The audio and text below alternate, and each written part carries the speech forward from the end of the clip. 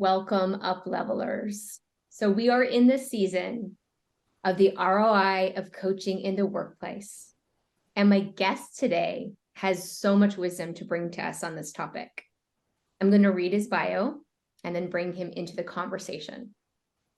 Vimal Shyamji is a leadership coach and the senior manager of global recruiting for Google Cloud Platform.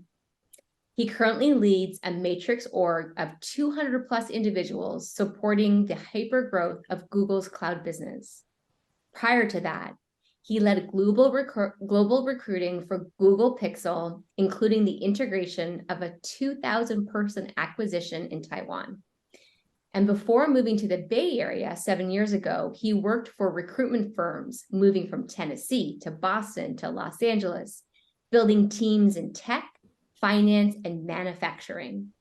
He initially attended Lee University with a plan to teach high school math before pivoting to obtain a degree in business administration with a minor in theology. Welcome to the UpLevel Podcast, Vimal. So happy to have you here with us. Thank you, Christy. It's really nice to be here. Okay, I have to start with the last sentence from your bio, because I did not know this about you. A minor in theology and a school math teacher. You certainly pivoted. Yeah. I think that sums up a lot of my life and career. Pivot. What's this guy going to do next? Kind of like it. The theology, I didn't know this when I chose the college. It was, at the time, a requirement at Lee University. Whatever your major was, you minored in theology in addition to that. And if you had another minor in mind, you added theology to that list as well. And so how has theology and math supported you in your role as a leader, a people manager in these organizations that you've worked in? I didn't expect that, but that's a good one. So theology, fascinating that it dovetails into one of the beliefs as coaches that all people are naturally creative, resourceful, and whole. In my belief system, seeing the unique, wonderful, significant design of each individual human and what they're capable of, those things dovetail really nicely for me. Math,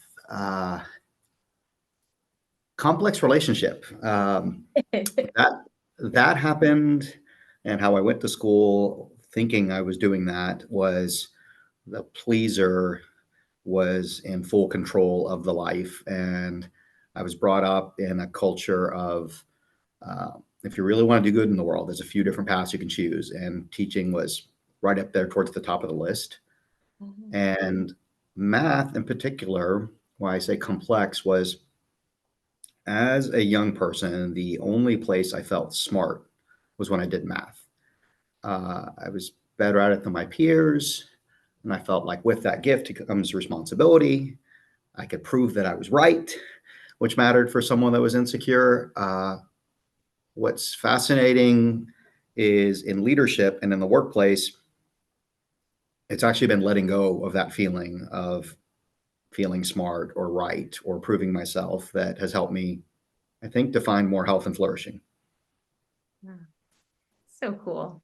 Thank you for this context of what got you to this moment. And you're doing incredible things in your career and working inside cutting edge organizations, doing important things in our world.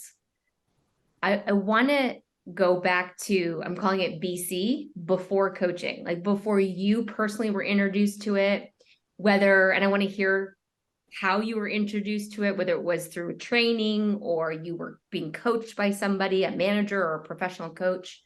And then after coaching, like give us a little insight into your journey around that. BC to AC.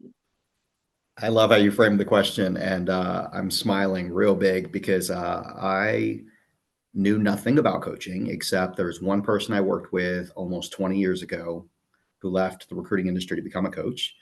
If that person happens to hear this, I think you might know who you are, but didn't know that person very well, haven't talked to them in 20 years, and never encountered another coach besides that. For my own use, for that person coaches, but I don't get coached. And I was a legit prejudiced hater. I had this definition, and why I use the word prejudice based on no real information, that coaches were mostly middle-aged washouts that didn't know what else they wanted to do. They thought they were better than the rest of us, and they were willing to come down from their ivory towers and enlighten we simpletons. Wow. I have no idea where the hell all that baggage came from, but that's the story I told myself.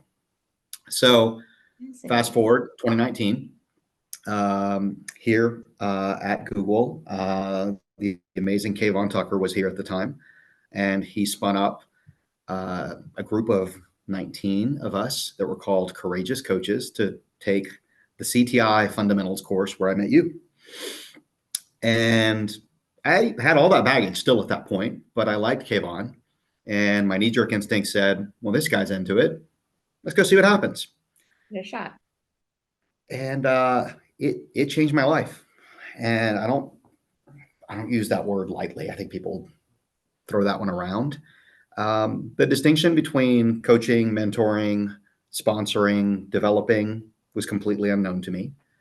The centering on the individual and not the problem or the context, like, struck a chord with me that, like, oh yes, dear, this is what I've wanted to do. I wanted to grow and develop and lead people, but I wanted to do it from the center of who they are, not their context or what it is that they want to do specifically. I hear the theologist coming through there. Yeah, there it is. There it is. So for those of you that haven't experienced it, I mean, I understand why it feels a little culty, but like, I'm a believer now. It's, yeah, I have worked with my coach for years now, and I keep waiting for that moment where, like, oh, I'm fixed. I don't need this anymore. But that's not the case for me. And I'm really, really grateful that coaching found me. Well, I've been observing you since that time, 2019, and specifically like through the ethers of LinkedIn. And what I've noticed is, yeah, well, one, you're a great writer. You write really well, and you're bringing in real time guidance and stories related to leadership and life and coaching. So this is like getting to the AC part, which you've given us a little highlight. But how has coaching, like you said, it transformed you? How has it transformed you? Yeah. There are leaders that are coach like, that I would say life and work and families of origin and other things have shaped to be really effective level 2, level 3 listeners. For those that aren't familiar with that vernacular, just listening for what's underneath is how I'd paraphrase that. I was not one of those people. I was too busy wanting to feel right, to feel good. So I struggled with that uncertainty, and coaching gave me the scaffolding to really sit in those moments. I also used to live in the language of positive and negative emotions.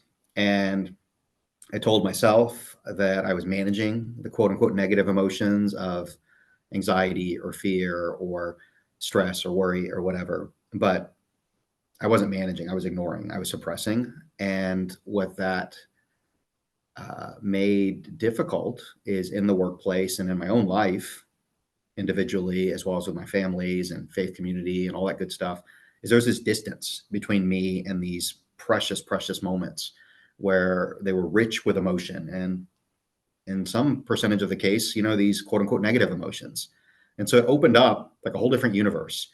And now, having gone through that journey, transformation, to use your word, like, being able to do that with other people and open up that whole different way of being and experiencing humanity. So just that. Just that. Yeah, just that. It's funny. I know you're teasing a bit, but on a practical matter, I do want to speak to it as well. That also in the workplace. So my current role, I'm a leader of leaders, and that has matured over the last 5 years or so. But really knowing, understanding, listening to, connecting with people through, I'm going to call it the coach toolbox. It's someone like me even is struggling for the right words. It's priceless of how differently you can be there for and with people. And I needed that. If I go back to the first thing I said, I needed to go through the coaching journey in order to build or even recognize the importance of those things. So AC, after coaching, it's really developed your self-awareness, your emotional resiliency, your emotional intelligence, and your ability to listen deeply, to connect to the person, not just the work that they're doing. So let's talk a little more brass tacks. How has this translated into business results?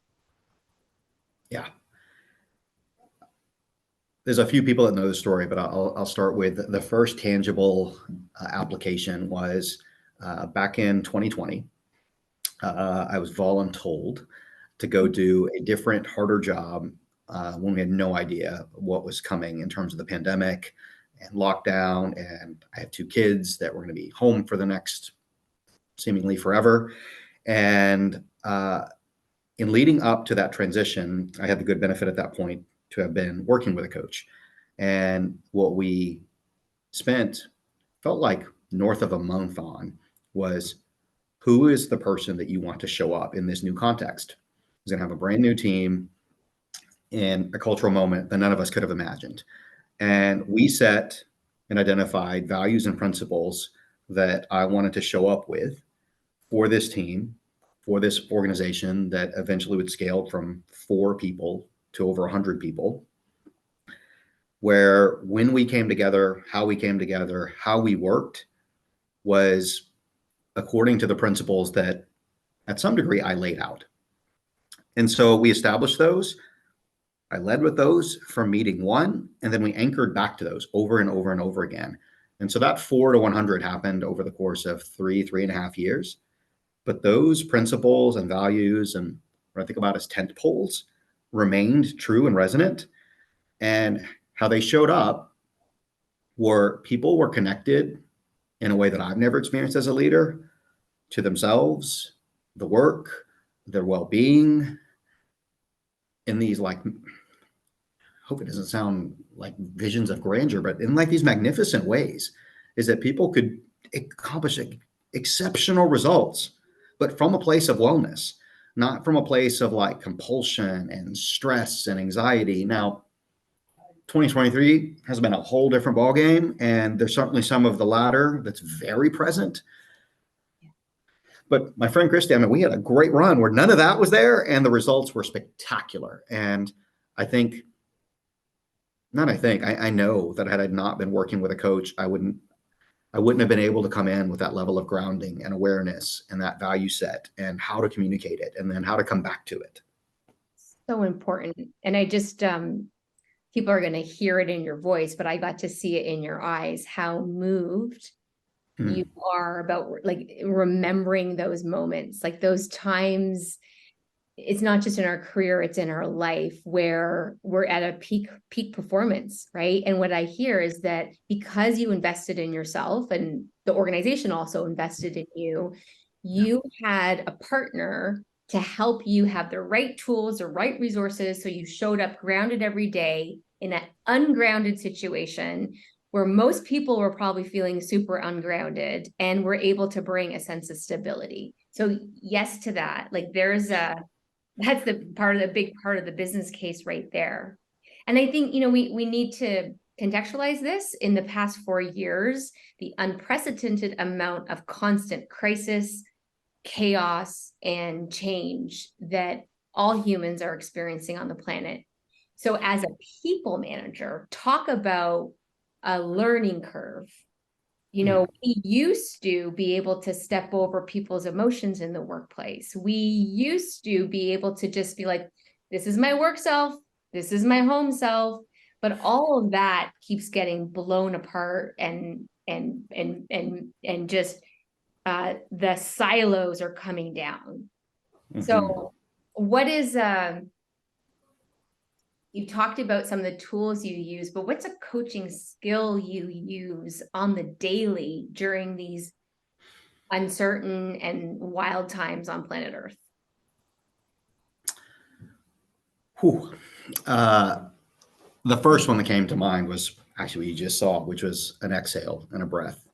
Uh, I was actually talking to my sister today.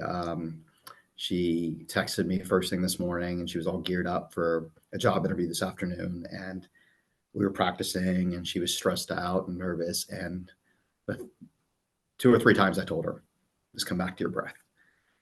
And that's not unique to coaching, but coaching did allow me to have what I think about as the structure and the space to identify which tool is going to get me through this particular season. And I'll name something, Christy, because a lot of what you said, if those that have been following my writing and paying attention this year get the most thoughtful check-ins from so many people after I write, especially something that signals like, hey, we all right over there?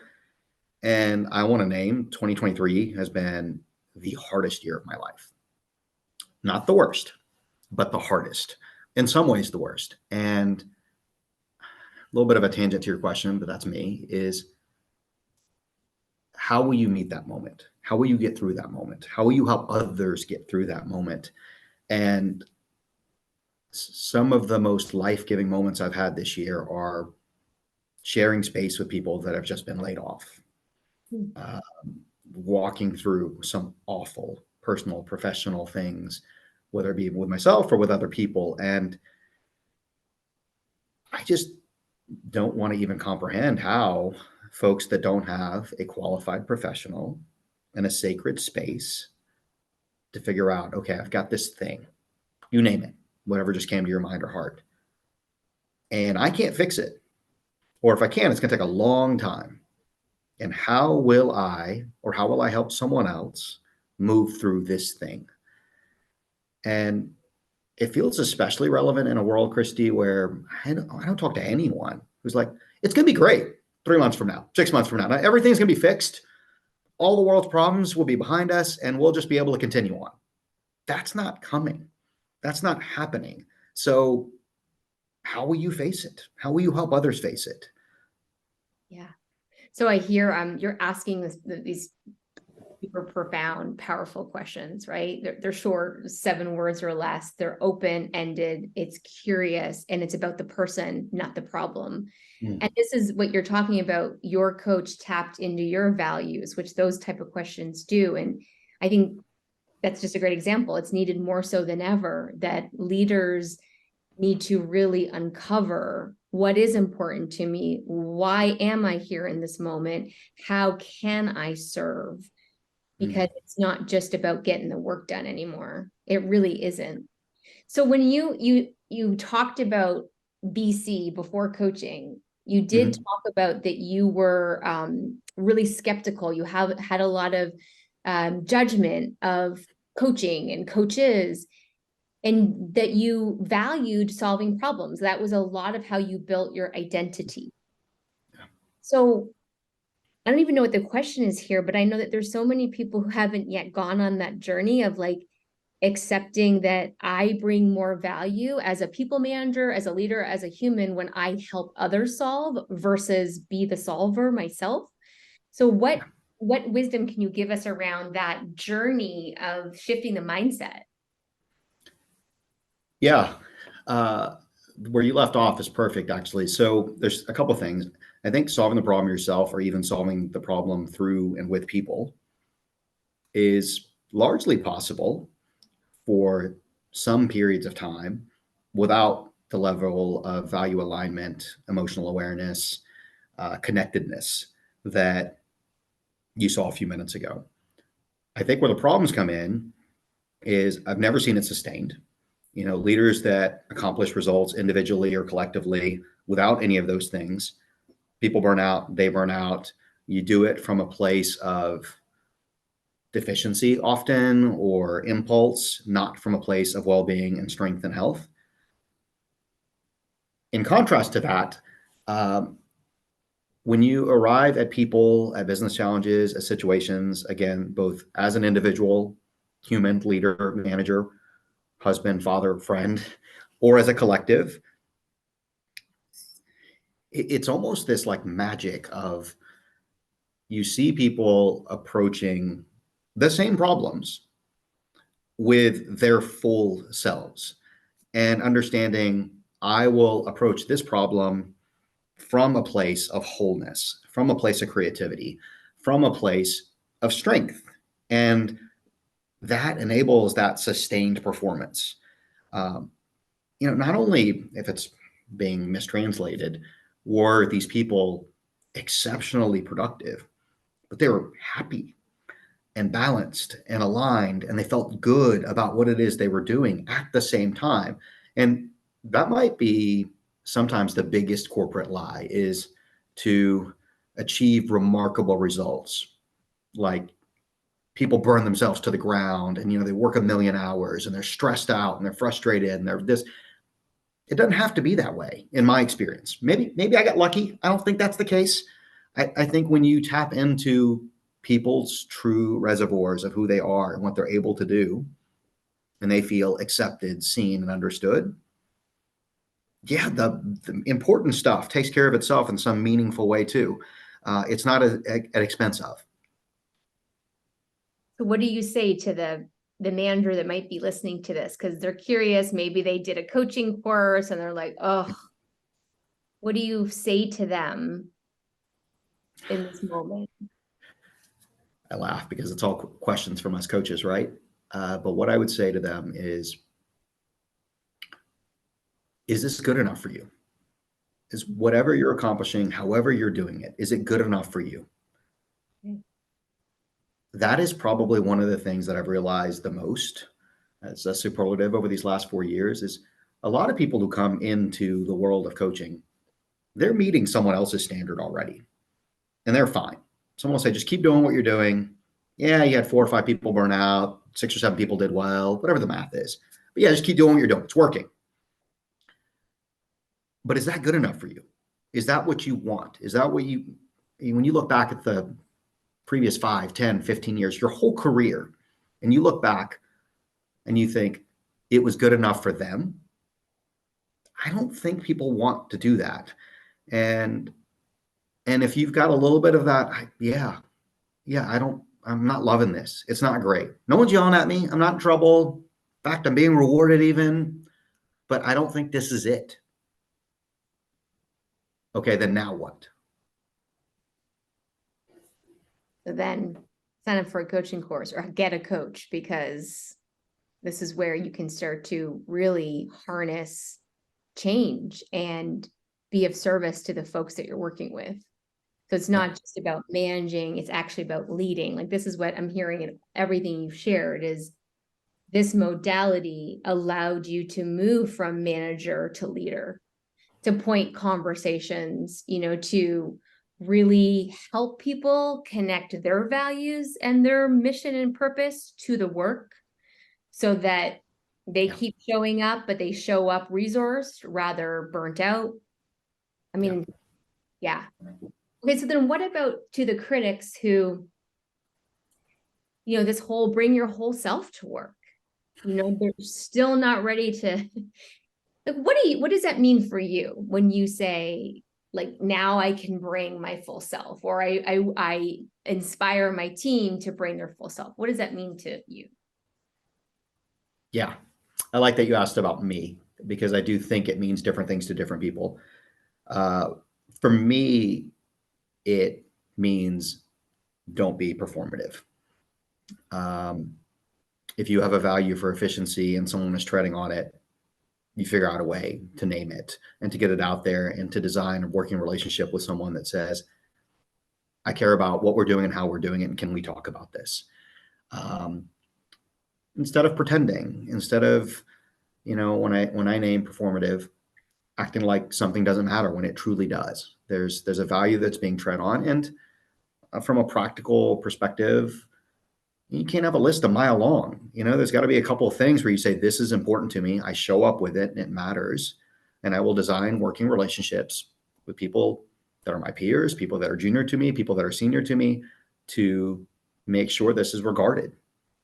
And I think you can do that practically in the working world, if you understand what those things are, and you have the courage to work with those around you to make sure that happens. So I don't know. That's what it means to me. Yeah, I love that. That's a really helpful distinction, because for some folks, it might mean like bringing all their emotions and all of their personal stories. And I think that people get still, they're just like not ready for that, Mm-hmm. and there is a dance between, as leaders, as coaches, how much of our personal self we bring in. But I love the lens you're looking at this. It's bringing your whole self is really bringing your true self. So Mm. you're not pretending this is my professional self and I'm going along to get along. But it's like, actually, you know what? How that went down doesn't really work for me. You've got the courage and the groundedness to have a tough conversation, to educate people on what's important to you, and to get curious about what's important to them. All really important for wholeness. Yeah. How? You Yeah. you brought up something I want to name there too, which is I think those of us that struggle with self-advocacy or self-care think this more convenient, filtered, I would name watered down version of myself is really what my boss or my skip level or whoever wants. And I think it's an important journey for us to walk down of when the world experiences my most powerful true self. That's what they need. They don't need the former, they need the latter. But that takes courage, and that's a journey for folks to go on. I know I had to go on that journey myself. There's a lot of conditioning that people need to work through around that. And I think what I was wanting to ask you next is around how coaching supports with diversity, equity, and inclusion, because coaching does help people to bring more of themselves, but in some cultures, that's just not the way it's done. So in your experience, how does coaching really support diversity, equity, and inclusion in equitable ways? Yeah, in a lot of ways, I at a baseline as both coach and as client being coached, when I talked about the breath before, the skill and muscle of slowing down and noticing is it it gets into overdrive and it kind of stays there. It's this virtuous flywheel.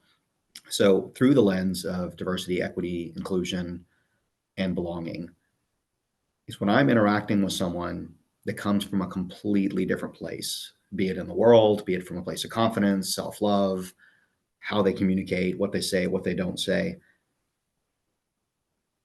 Do I, as a leader, do others around me have the ability, the care to slow down and notice? Oh, I don't think this person is articulate. Is that true? I don't, wow, this person seems to be really struggling with confidence. Well, what does confidence need to look like? Uh, and in a real tangible way, one of the ways where I have benefited so greatly as a leader from being coached is bringing those assumptions and those theories to, my boss is this, or this person is that way, or these people are, um, and is that true? Someone truly challenging that and playing with it and saying, well, what else might be true? And what if this was true? And then all of a sudden, there's a whole different world out there with, oh, wow, confidence can look like this, not this. You know, name the skill set. Problem solving can look like this, not this. Raising your hand can look like this, not this. Um, and they're all in support of that slow down and notice. And then not tolerate, not deal with differences, but celebrate, draw out, magnify that, thank God you have diverse perspectives from people that don't do it your way. I love this. I think you're speaking so much to the coaching mindset, that the coaching mindset is to be curious.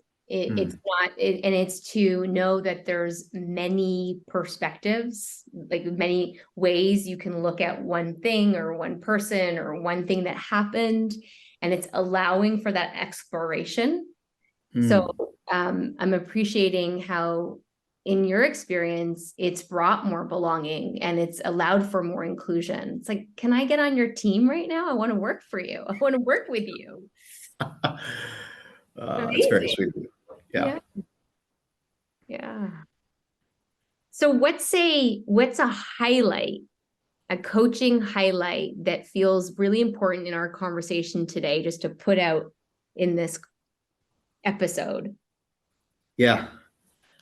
I'll give two. The first will be me as client. The second will be me as coach. So me as client, I've written this and I've never shared it out. But early in the pandemic, one of the things that I struggled with in my family was I, in hindsight, had buried my head in the sand. I was like, we're going to get through this. And we're going to get through this in like 3, 6 months. And we're going to be fine. It's not that scary and it's not that bad. And that's the certainty that I was holding on to because that's what felt like I needed. My wife is a healthcare worker and had been stalking the bunker for many months.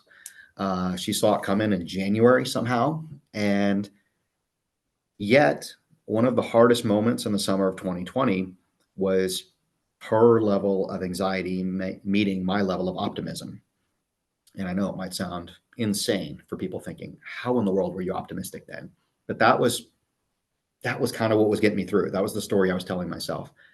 And I will not forget the coaching session where I was talking to my coach about how it was driving me nuts that we were transferring food from takeout containers to plates at the edge of our property as if there was like a barrier for like germs cannot cross here. And so that's what we'll do. And, wiping down groceries with sanitizing wipes. And it wasn't like I thought any of these things were dumb, but they were such at odds with this clinging of certainty. And we did something in coaching that we call perspective taking. And the perspective that we landed on was every time that impulse would like, why are we doing this? Came up, it was replaced with, she's doing this because she loves us. Because she was trying to protect her family. And she was seeing danger and risk and awful things in the world. And it took a area of constant tension in my marriage and shifted it to a moment of connection that happened. Those of us that have lived through this, that happened all day. It wasn't like it was like once a day. It was like 6, 7 times a day. I'd have this good, she's doing this because she loves us. And I don't know if I wasn't working with someone and I couldn't unpack this and they couldn't take me through these steps, what would have happened? So that's me. There's many, many such moments like that one, but that one resonates. And I'm just then pull that out as the highlight. Like, coaching allowed you to consciously choose your mindset, consciously choose over and over again a more resourceful mindset perspective so that you could move through that time and support your relationship and your family unit, which of course then supports your workplace, because wherever we go, there we are. 100%. Thank you for naming that. And that's one of those examples that I've shared with a handful of people that are like, what is coach? Do I need coaching? Well, how would I benefit from coaching? Yeah. Where I don't say it lightly. Well, if like every relationship in your life is perfect and you're just like walking on cloud nine, yeah, maybe you're good. You're good. Yeah. Right. Yeah. But if not, what topic, what relationship, what thing will you bring into this space that it should be unlike any other space you have? And you go and do some work and you see if you come out better on the other side, which I always do. Client, it's a range of a couple of, but men in particular come to me for coaching through what I call the doorway of, I want to be better at my job. And what often happens is it's the relationship to the work, not the topic itself. And there's been one client in particular, but a couple that came to coaching with I want to be a more emotionally intelligent manager. And we've spent almost what we've spent almost all of our time on over, I think we're at dozens of sessions now, is how to be more emotionally connected, period. And what's in service of that? What prevents that? And it's many sessions that have had some flavor of this because, okay, now I'm doing this better with the people I work with. But good God, my brother, my sister, my partner, my this, my that, right? Okay, now how do we apply it here? How do we apply it here? How do we apply it here? And what's really cool is just watching this individual walk through more and more dimensions of their life with more wholeness, with more connection, with more humanity. But the gateway was just, I'd like to be a better manager. And it brings me such joy to know how many parts of this person's life is better because we've coached together and that they step through this door with courage and vulnerability. And this is what's come of it. Beautiful example. Thank you. Lucky coachee, lucky client. And then again, the ripple effect for that individual, right? The people that they are leading and managing, the people in their home life, community. I mean, that's why we do this. Yeah. So I think this is a good place to start bringing the arc to completion. For organizations who are considering investing in their people managers in coaching skills and or developing a cadre of internal coaches or bringing external coaches in, what do you want them to know about the ROI around coaching in the workplace? Yeah. We were talking before we started recording about this being the most complex time to lead and manage through, I believe, in history. And so what I want them to know is if you don't have an investment in coaching, if you don't have an investment in coaching culture, what's your antidote to burnout? What does support look like if you don't have this? I'm not saying it's the only way. It certainly had a powerful resonant impact on me and the ripple effect that you graciously named. But what's your answer to that? Because people will not be able to continue to do this for extended periods of time. And as we discussed, and I saw your affirmation, okay, I need Christy or Vimal or Sally or whoever in this seat, and I need them to be performing at a high level and accomplishing important things that make the world a better place. Besides hoping, what's my strategy? So what I'd have them here is if you need that person and you need that person performing at a high level, if it's not coaching, what is your response? And if you don't have anything, why not? Why not invest some time and energy in providing that support for those individuals who you need to be doing what they are doing and doing it well? Beautiful. Such incredible wisdom from you, my friend. How can people connect to you and find your writing? Yeah, thank you for that gracious invitation. I am very seldom on Instagram, but if you can't help yourself and you want to see some level of personal, it's VIMALSHY at Vimal Shy, my first name, the first three of my last. I am on LinkedIn most often, and you can find me there with my name, Vimal Shyamji, as well as there's a newsletter that I write approximately once a month for my coaching company called Kairos Leader, KAIROS LEADER. And I'd love to get to know you. Lucky people to stay connected to this coach and this fearless leader. Thank you for contributing not only to our profession, but to humanity in this important time in the very authentic and heart-centered and grounded way that you are. Just so grateful that you said yes to this conversation. It's been a pleasure to witness you flourishing over the past few years. Thank you so much, Christy. This was a lot of fun. I really, really appreciate this conversation.